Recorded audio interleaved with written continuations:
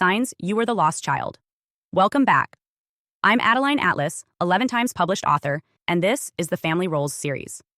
In today's video, we're going to focus on behavioral recognition, because it's one thing to understand a family system in theory, and another to realize how that system has shaped your thoughts, reactions, relationships, and sense of self. This video is titled, Signs You Were the Lost Child, and our goal here is not just to check boxes, but to give you a clear psychological map. The lost child role isn't always obvious. It doesn't show up in conflict or chaos. It shows up in silence, in patterns of invisibility, in the habits that follow you long after you've left the home where they started. Let's begin with the first major sign: withdrawal from group settings and chronic internalization. Lost children are known for their tendency to step back from others, not just in childhood, but well into adult life. This withdrawal isn't necessarily shy or socially anxious in the traditional sense. It's patterned. It's practiced. It's the result of years spent learning that attention was either unsafe, unavailable, or pointless.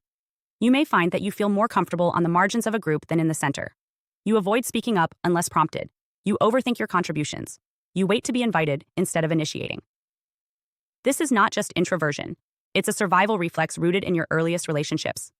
Internalization is what happens when a person repeatedly turns their feelings inward instead of expressing them. For lost children, this is standard. You may experience strong emotional responses: hurt, anger, joy, but suppress them before they reach the surface. You do not assume others are interested. You do not expect to be understood. So you keep it all inside. You rehearse conversations in your head that never make it to your mouth. You reflect before reacting, sometimes for so long that you say nothing at all. Over time, this creates not just emotional suppression, but a fractured sense of personal presence. You are there, but muted. The second sign is escapism. Lost children often create rich inner worlds as a form of emotional insulation. These worlds may begin with books, stories, imagination, but they don't always stop in childhood. You may find that as an adult, you still use immersive fantasy as a coping mechanism. Streaming shows, video games, excessive internet use, daydreaming, or an over-attachment to fictional characters are all signs of psychological escape. This is not laziness. This is not a failure to grow up. It's an attempt to live somewhere safe, somewhere where the rules make sense and the pain is manageable. The reason this happens is because the real world, especially the relational world, was unpredictable or unrewarding in your formative years. You weren't mirrored, you weren't heard, you weren't celebrated.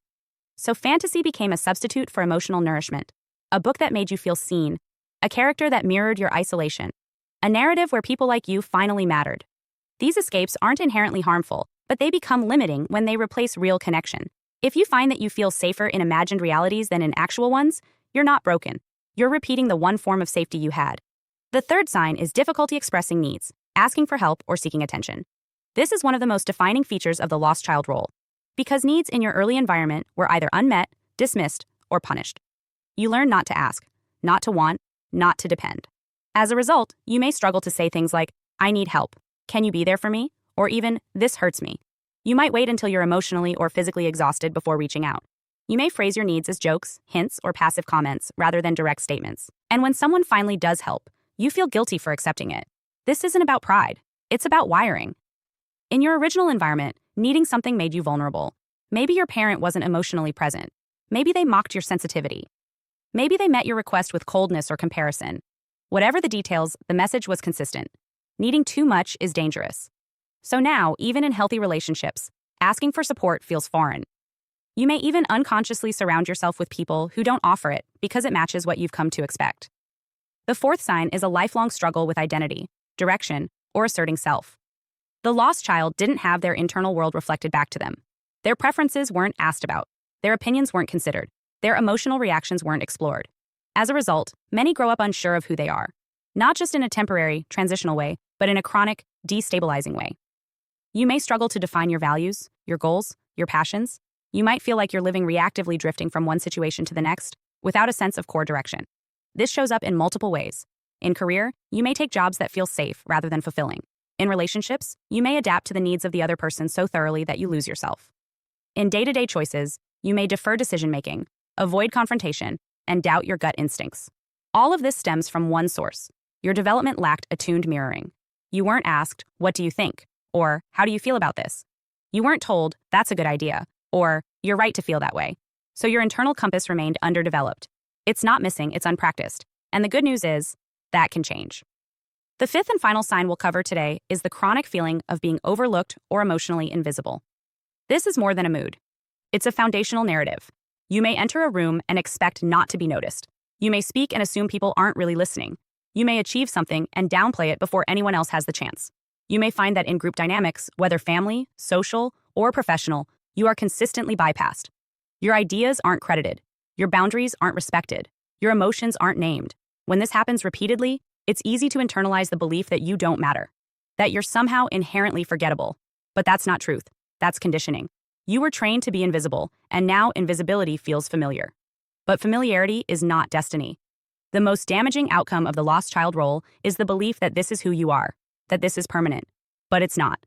These signs are not evidence of your nature, they're evidence of your adaptation.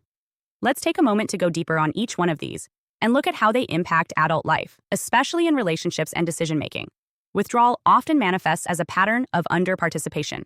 In romantic partnerships, this might look like avoiding difficult conversations, tolerating emotional distance, or letting the other person set all the terms. You may convince yourself that you're easygoing or low maintenance, but what you're really doing is avoiding vulnerability.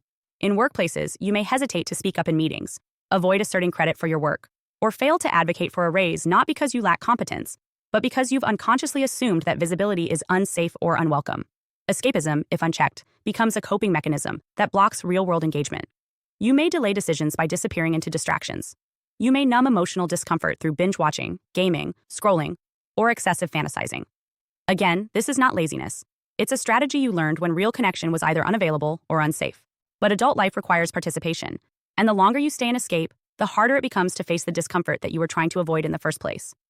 Difficulty expressing needs affects more than just asking for help. It shapes your sense of entitlement to happiness, rest, pleasure, and peace. You may feel that needing less makes you more lovable, that suffering in silence is noble, that independence equals strength. But these beliefs are not empowering. They're survival myths. True strength is being able to name your needs and trust that they matter. Not everyone will meet them, but if you never name them, no one ever has the chance. Struggling with identity and direction often leads to chronic indecision. You may find yourself constantly questioning whether you're doing the right thing. You may look to others to tell you who to be. You may change your preferences to match your environment. This can feel like flexibility, but it's really a loss of self-reference. The solution here is not to figure it all out immediately, but to start experimenting. Try, choose, act. Identity is clarified through expression, not introspection alone. The more you practice agency, the more you rebuild the self that was never allowed to fully emerge. And finally, feeling overlooked is the consequence of both internal beliefs and external reinforcement.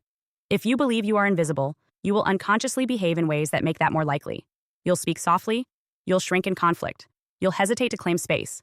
And then, when others ignore you, it confirms the belief. This is what psychologists call a self-fulfilling prophecy. The way out is gradual exposure. Begin speaking a little louder, sharing a little sooner, asking for what you want in low-risk settings. These small acts interrupt the script, and with each interruption, the belief begins to weaken.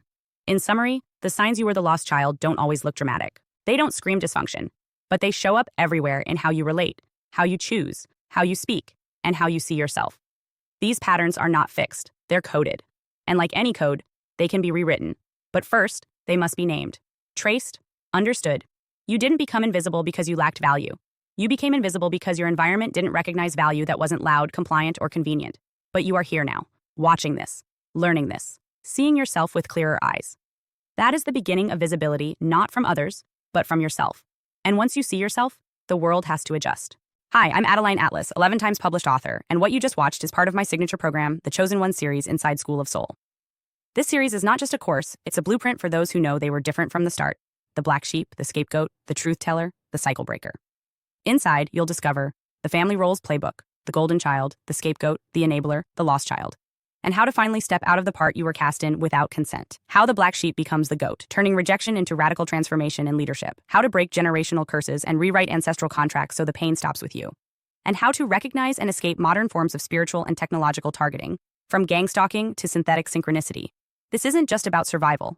It's about awakening, about reclaiming your voice, your lineage, and your destiny as one of the chosen ones. Click the link below to access the full series now, because the role ends the moment you decide it does, and the real script begins with you.